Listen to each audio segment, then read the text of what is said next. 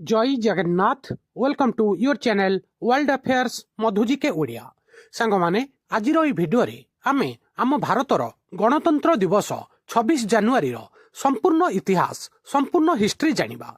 मु सूर्यनारायण पाणिग्राही आपण माननकु ए भिडियो रे संपूर्ण डिटेल जणैबी। वीडियो स्टार्ट करिबा, वीडियो को शेष जाए देखिबे आपणकर आगामी प्रत्येक competitive exam SSC GD SSC MTS Odisha police O triple SC सबु एग्जाम रे एथिरो क्वेश्चन पचरा जाए। आजिर वीडियोटा आपण देखि सारला परे ए चैप्टर आपणकर लाइफ टाइम पई क्लियर होई जिवो। वीडियो स्टार्ट करिबा, वीडियो को शेष जाए देखिबे। प्रथमे आमे पूर्ण स्वराज ता विषय रे जानिबा। डिसेंबर 1929 मसिया इंडियन नेशनल कांग्रेस रो लाहौर अधिवेशन जहार अध्यक्षता करिथिले पंडित जवाहरलाल नेहरू। भारतीय जातीय कांग्रेस ब्रिटिश शासनरु संपूर्ण स्वाधीनता दाबी करी पूर्ण स्वराज संकल्प पारित करिथिला 1929 मसिया लाहौर अधिवेशन रे। 26 जनवरी 1930 मसिया भारतीय माने प्रथम थर पई पूर्ण स्वराज दिवस पालन करिथिले, जहा एक प्रतीकात्मक स्वाधीनता दिवस थिला। पताका उत्तोलन करी स्वाधीनता पई लड़िबार प्रतिज्ञा करथिले भारतीय फ्रीडम फाइटर माने। ठीक अच्छे, बुझी पारिथिबे 26 जनवरी 1930 मसिया प्रथम पूर्ण स्वराज दिवस पालन करा जायथिला। परवर्ती समय रे 15 अगस्त 1947 मसिया रे भारत ब्रिटिश शासन रु प्रकृत स्वाधीनता हासिल करिथिला, किंतु सरकार ए पर्यंत भारत सरकार आईन 1935 अनुसार कार्य करुथिला। 26 जनवरी 1950 मसिया भारत निजर संविधान ग्रहण करी एक गणराज्य बनिथिला। 1930 मसिया घटना को मने पकाइबा पई एही दिनटी को 26 जनवरी को गणतंत्र दिवस भाबरे पालन करा जाउछि। 26 जनवरी 1930 मसिया रे भारत पूर्ण स्वराज दिवस पालन करिथिला। आउ 26 जनवरी 1950 मसिया रे भारतर निज संविधान लागू होइथिला। ए पॉइंटटा मने रखिबे, वेरी इंपोर्टेंट। प्रथम राष्ट्रपति भाबरे डॉक्टर राजेंद्र प्रसाद 26 जनवरी 1950 मसिया रे संविधान सभा द्वारा निर्वाचित होइथिले एवं भारतर प्रथम राष्ट्रपति रूपे कार्य करिथिले। डॉक्टर बीआर आंबेडकर मुख्य ड्राफ्टिंग कमिटीर अध्यक्ष भाबरे कार्य करिथिले। भारतीय नागरिकता भारतर जो सिटीजनशिप व्यवस्था 26 जनवरी 1950 मसिया रे संविधान सहित कार्यकारी होइथिला। मने रखिबे, इंडियन सिटीजनशिप 26 जनवरी 1950 मसिया रे लागू होइथिला।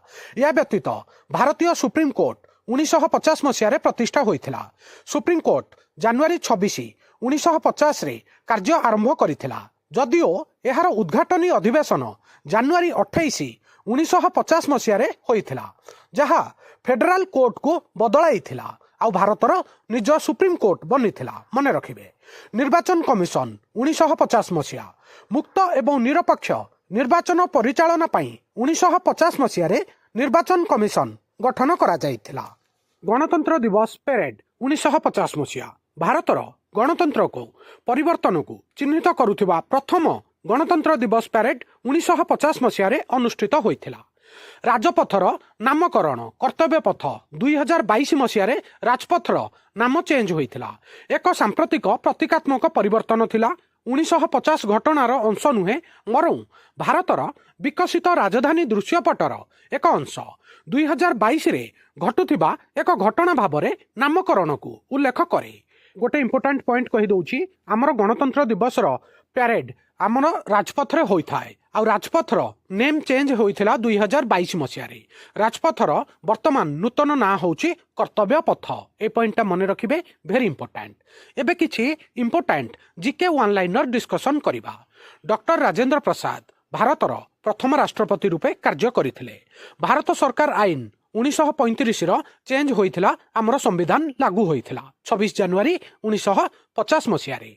डॉक्टर बीआर आंबेडकर आम संविधान रो पिता भाबरे जनाशुना। एही दिन ठारू भारतर सिटीजनशिप नागरिकता कार्य करिथिला 26 जनवरी 1950 मसिया परठारू। भारतीय सुप्रीम कोर्ट निजर अस्तित्व लाभ करिथिला 1950 मसिया। 28 जनवरी 1950 मसिया रे इंडियन सुप्रीम कोर्ट कार्यकारी होइथिला। 1950 मसिया रे भारतर निर्वाचन कमिशन प्रतिष्ठा होइथिला। 1950 मसिया रे गणतंत्र दिवस पेरेड आरंभ होइथिला। आउ 2022 मसिया रे राजपथर नेम चेंज होइके कर्तव्य पथ होइछि। ପୂର୍ଣ୍ଣ ସ୍ୱରାଜ ଘୋଷଣାନାମା 1930 ମସିହା 26 ଜାନୁଆରୀ 1930 ମସିହାରେ ପୂର୍ଣ୍ଣ ସ୍ୱରାଜ ଘୋଷଣାନାମା ହୋଇଥିଲା। ତାକୁ ସମ୍ମାନ ଜଣାଇବା ପାଇଁ 26 ଜାନୁଆରୀ 1950 ମସିହାରେ ଆମର ସମ୍ବିଧାନ ଲାଗୁ କରାଯାଇଥିଲା। ଆଉ ଗୋଟେ ବଡ଼ ପଏଣ୍ଟ ମନେ ରଖିବେ, 1930 ମସିହାରୁ 1947 ମସିହା ପର୍ଯ୍ୟନ୍ତ ଭାରତୀୟ ଜାତୀୟ କଂଗ୍ରେସ 26 ଜାନୁଆରୀକୁ ସ୍ୱାଧୀନତା ଦିବସ ରୂପେ ପାଳନ କରୁଥିଲା। 26 ଜାନୁଆରୀ 1930 ମସିହାରେ ସାରା ଭାରତରେ ତ୍ରିରଙ୍ଗା ଉତ୍ତୋଳନ କରାଯାଇଥିଲା।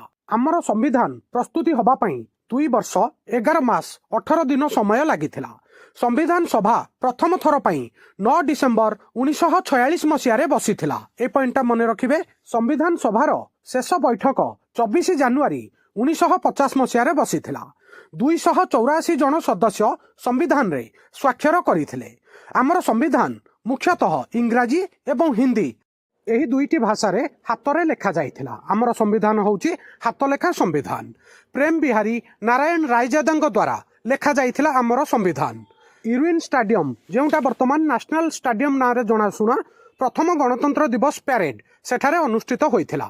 ଆଉ ପ୍ରଥମ ଗଣତନ୍ତ୍ର ଦିବସ 1950 ମସିହାରେ ଯେଉଁ ଅନୁଷ୍ଠିତ ହୋଇଥିଲା, ସେଥିରେ ମୁଖ୍ୟ ଅତିଥି ଥିଲେ ଇଣ୍ଡୋନେସିଆର ରାଷ୍ଟ୍ରପତି ସୁକର୍ଣ୍ଣୋ। ମନେ ରଖିବେ ସାଙ୍ଗମାନେ, ଗଣତନ୍ତ୍ର ଦିବସ ଉପରେ ସମ୍ପୂର୍ଣ୍ଣ ଡିଟେଲ ଇତିହାସ, ଜିକେ ଆଉ ହିଷ୍ଟ୍ରି ସମ୍ପୂର୍ଣ୍ଣ ଡିଟେଲ ମୁଁ ଆପଣଙ୍କୁ এই ଭିଡ଼ିଓରେ ଜଣେଇଲି। ଭିଡ଼ିଓ କେମିତି ଲାଗିଲା ନିଜ ଓପିନିଅନ କମେଣ୍ଟ ମାଧ୍ୟମରେ ଜଣେଇବେ। ଭିଡ଼ିଓକୁ ଲାଇକ୍ କରିବେ, ହାଇକ୍ କରିବେ। ଓଡ଼ିଶାର ସମସ୍ତ ଛାତ୍ରଛାତ୍ରୀ ଯୁବପିଢ଼ି ୟୁଥଙ୍କ ପାଖକୁ ସେୟାର କରିବେ।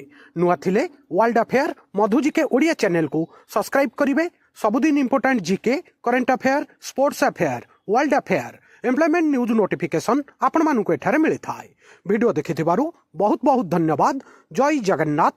ଆପଣମାନେ ସମସ୍ତଙ୍କୁ ଆପଣମାନଙ୍କର ଆଗାମୀ ପ୍ରତ୍ୟେକ କମ୍ପିଟେଟିଭ୍ ଏକ୍ଜାମ୍ ପାଇଁ all the very very best.